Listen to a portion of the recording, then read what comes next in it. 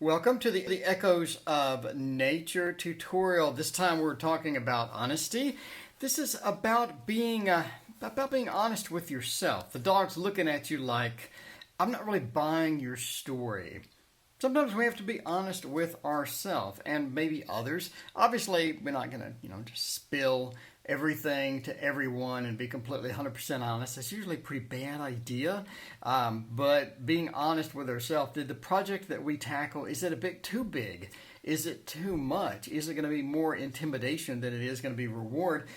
Do we actually need help with this particular project or not? Like, what is exactly going on with this? So sometimes it's good to just level set, be honest with ourselves, and figure out what is the primary goal here, or where are we primarily headed in this particular situation. So if it's something where we need to just cut bait and remove ourselves from the situation, if it's somebody where we need to call in some assistance, that's okay. There's nothing wrong with that, but at the end of the day, being honest with ourselves is going to be the primary concern here. The primary concern is, just being honest with ourselves here. All right, so the next one is saving for winter. Saving for winter is all about not using all of our resources right now. Sometimes it's better to just hang on to our resources and not try to spend everything at once, right? Saving for winter. Talking about Jupiter in Cancer, 1 in 6.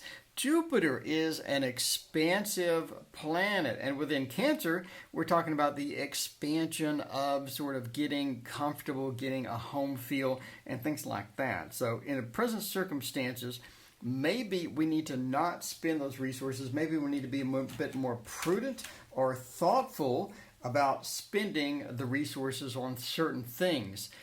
As well as saving for winter says sometimes we just need to maybe not use up what we currently have. So if we have some resources, we're trying not to use them, but we're just like, I haven't done anything with them. Let me just go use up all of this stuff. I mean, sometimes we just don't want to do that as well. So saving for winter also points to getting delayed or putting things off. The good old procrastination. A lot of times procrastination doesn't hurt. We can put things off a couple of days, take a couple of days off, we deserve it. But other times procrastination is a pain in the butt, and we're going to get shoved into a situation where we have to do everything all at once, and that's not going to be good as well. So watch out with saving for winter and see where this applies to our situation. Is this going to be something that we need to watch out for? So that is saving for winter number 28. And number 29 is looking to the future. All right, a lot of times we need to look to the future either to make proper planning, or we could look to the future for some hope. So a lot of times we're in a situation, it could be dire situation. We could be low on some things. We could be depressed. We could be a lot of different things. And some of that is going to be looking into the future for some hope. Assuming that the future will hold a better tomorrow. And that's always going to be good news for us, right? Always going to be good news. If we focus on the past too much, then we set ourselves up with these crappy expectations that everything is going to be bad. Is that bad? Is it going to be bad? Maybe not. But if we're constantly looking at our failures that we've done before, then looking to the future is going to look pretty bleak. And that's not what you want. Looking to the future is important to give us hope, optimism, and things like that. As well as looking to the future could also be talking about planting the seeds now to get a future result. So doing networking at work, for example, getting to those contacts, talking to people, etc. That could be valuable time spent to get things going, etc. So sort of stay focused on where you need to go and the current path ahead, and just look to the future and find out what is there, what is going to be beneficial to us, and what do we need to plan for today to make a better tomorrow. Solitude, sort of time to take a rest, take a break, maybe take a rest, take a break, and sort of be by ourselves. Now, this could point, by the way, to spiritual learning or spiritualness or expanding ourselves spiritually, maybe through meditations, maybe through some intensive studies online, or maybe we're taking a class where we can study someone else's, lessons about spirituality, get into what we need to get into, and expand those skills. A lot of time, expanding those skills is going to be very, very good for us and very optimistic as well. So Solitude says, take some time alone. Focus on yourself. Focus on that inner voice. Can you do with this inner voice? Is it something that is constantly rattling around, going nonstop? It won't shut up. If that's the case, you need to calm it down a bit. We need to calm it down a little bit, because that inner voice is what drives our intuition. And if you want to get your intuition tuned and honed, you need to be present in the moment.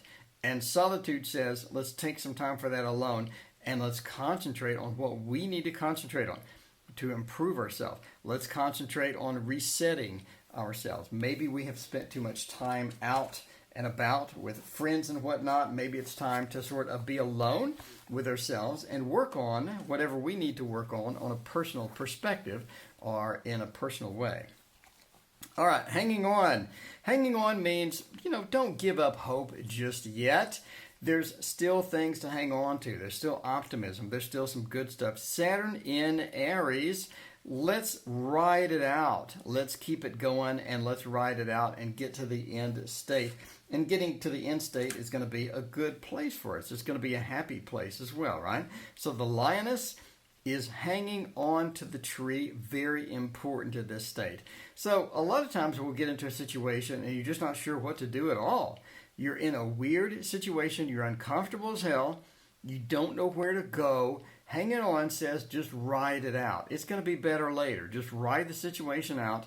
Don't let it get you down. Don't let it get you flustered and upset. If you keep your wits about you, you're going to be better prepared for handling the situation.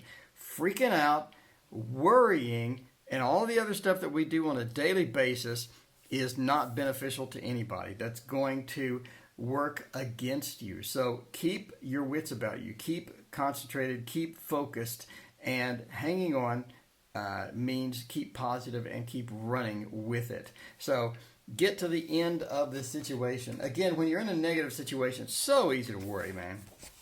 It is so easy to worry, and a lot of times for no reason. The problem with worrying is, no matter what you do, no matter how you worry, there's no proper method for worrying that's beneficial. Worrying about anything is always detrimental and is just going to kill you in the end. So don't do it. Don't be worried. Don't focus on worry.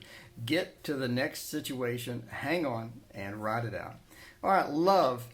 Obviously, love, moon and Libra, talking about the deep emotional connection, the cyclic connection of the moon. The moon goes around every time, and the moon in Libra talks about getting that balance with your emotions. So there's love. Love is something that we learn at an early stage. And in the book or the ebook, I have an exercise to where you draw, in your imagination, you look at some stranger. In your imagination, you draw a frame around them. And within that frame, you picture someone that you deeply love, that you deeply have emotions to, and makes you feel comfortable and everything else. While you're looking at this other person, you imagine this. And so you get this weird psychic connection with the other person, or this weird connection with the other person. And it really helps. It really helps to break the ice with someone new, or get better feelings about someone. You'll treat the person a little bit differently. If we do the exercise in our imagination, you don't have to have the person standing there. If we do the exercise in our imagination often enough, we get this odd psychic connection to this person.